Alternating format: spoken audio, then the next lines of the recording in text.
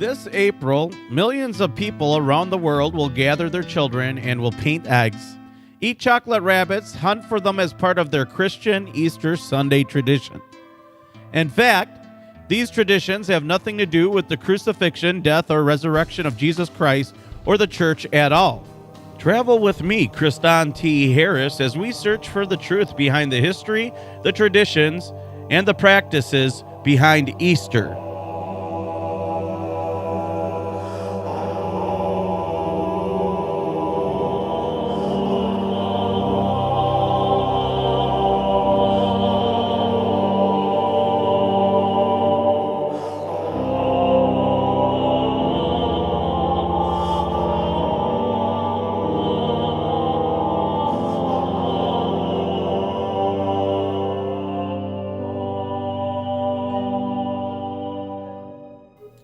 Download the very free American Intelligence Report podcast app to get our daily show from Monday through Friday, free to your cell phone or tablet.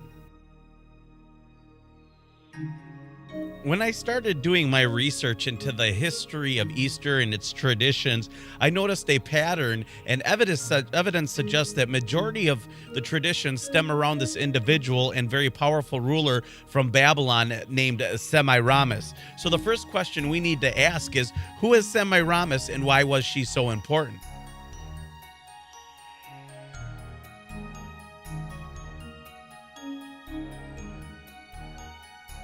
Semiramis was most well known for giving birth to the wicked ruler Nimrod.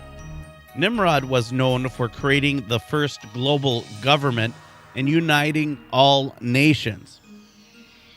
He becomes a very important figure in this story because of much symbolism being geared around his name. He is also considered the founder of the craft of Freemasonry based on Albert Mackey's Encyclopedia of Freemasonry. Nimrod was the first king to wear a crown to represent the sun because the king illuminates those around him. Remember this symbolism. How did he receive this crown and the symbol of the sun? Well, he incestuously married his mother, Semiramis, and received what they called the all-seeing eye, or the eye on the back of your dollar bill.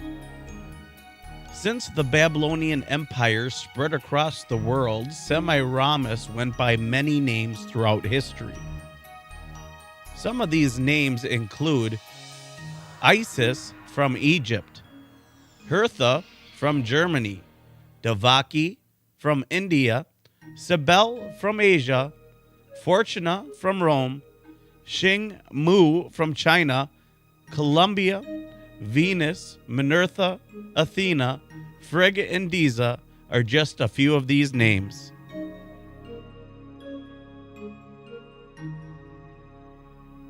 Also related to the conversation is Semiramis went by many names, but one of them was Columbia, as in the District of Columbia, the capital of the United States. And not only that, in military documents, it says that the Statue of Liberty represents Semiramis. In biblical terms, she's known as the Whore of Babylon. So literally, we have the Whore of Babylon greeting individuals into our country here in America. So let's take a look at the origins of the Easter traditions and symbolisms we've all learned to love and celebrate. When we take a look at the most prominent symbols of our spring and Easter, the rabbit and the egg, we have to ask, where did these come from? When you research the origins of both the rabbit and the egg, you'll be led to the story of the Babylonian goddess Semiramis. Legend has it that after Semiramis died, she ascended into heaven and was returned to earth inside of a large egg which fell into the Euphrates River. The egg was pushed ashore by a dove, and she emerged from the egg as Astarte, or Ishtar, or Easter in English. She's also known as the moon goddess, as in the lady on the moon. Maybe you've seen on Miller High Life products. In fact, this is where the name Monday or Moon Day originates from, the day you worship the moon goddess Semiramis. Semiramis, to show her gratitude to the dove, turned it into an egg-laying rabbit. And when we take a look at these are all signs of fertility. Another sign of fertility from Babylonia is the obelisk. The obelisk represents the phallus of Osiris or of that of Nimrod. It was said that when Nimrod died, his body was ripped into 14 parts, but his phallus was delivered to Semiramis, who reanimated the phallus and brought forth an immaculate conception of Tammuz. Nimrod reborn, and she commanded that the people worship the sun in the memory of the mighty ruler. And hence, this is the origins of Sunday, the day you worship the sun or the Son of God. Notice that there are similarities between this story and that of Osiris and Isis and Horus.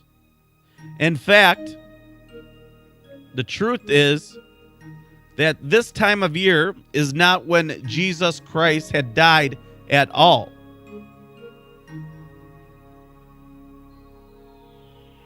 What we are truly celebrating is the spring equinox of the old sun worshippers, when the sun once again rose from the depths of winter, when the goddess Ishtar, fertilized by the rain of March, began to bring forth the fruit of spring and harvest. The sun would eventually die and bring winter once again upon the world. Even in May, the phallic symbol or the obelisk, or the reminder of the reproductive male organ, is used when young girls dance around the maypole, a fertility ritual. The truth is, none of these rituals have anything to do with Christianity or the church. So we have to ask, how did this happen?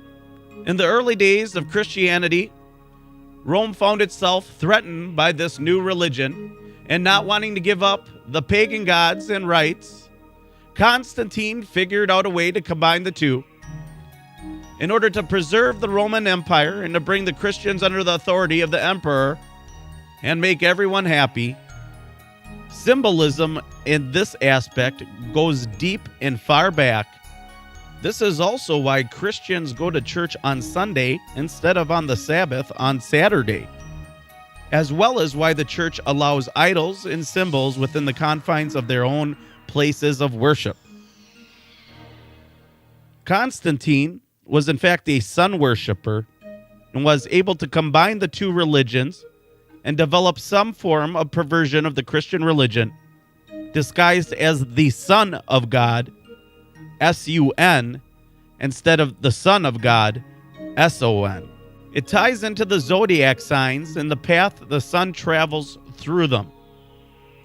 It is said that God's Son started his ministry at 30 and died at 33, as in Jesus Christ.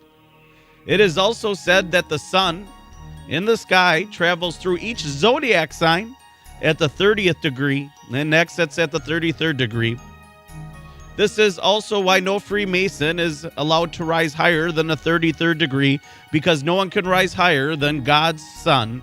The sun will rise through the zodiac signs, and at some point, Scorpio will kiss the sun, and the sun will be betrayed and hang on the cross for 3 days, dying, and then move and bring forth life of spring.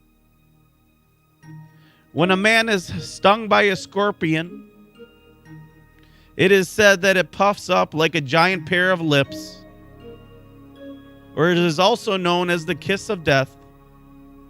The story goes that Judas was paid 30 silver pieces, or 30 silver moons, and betrayed Jesus, or the Son of God. This story will be told over and over again for many years to come. Let's not forget probably the biggest disappointment of Easter, the Easter Bunny, the figure your children will learn to love and will be traumatized by when they learn that mom and dad can lie, and develop distrust between the relationship of them and their children, whose hearts are broken because one of their favorite figures in history, an imaginary rabbit, was not real. Does this remind you of any other holiday figure we know? Know the traditions which you follow, know the origins in which they come from, and why it is important that you partake in them or not to partake in them at all.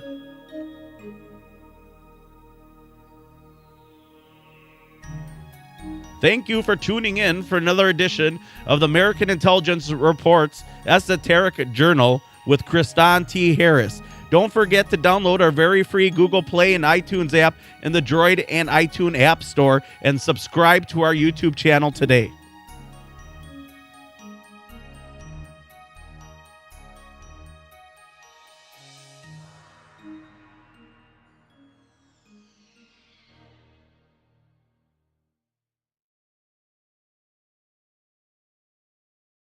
Is that who I think it is? Yep, sure is. Did you hear he ditched the man cave and brought back the study? That's so sexy. I love it when a man is educated and informed. He is so dreamy. Always reading books and investigating history. Where do you think he works out? The library. He is so controversial, always talking about 9/11 being an inside job, the police state, constitutional rights, ancient history, government cover-ups, and how he thinks sports don't matter in real life. Oh, I love a freethinker who searches for truth. I tune into his show, The American Intelligence Report, Monday through Friday at 10 a.m. Central Standard Time on Truth Frequency Radio. I love it when he feeds my brain. What's his name? Kristan T. Harris.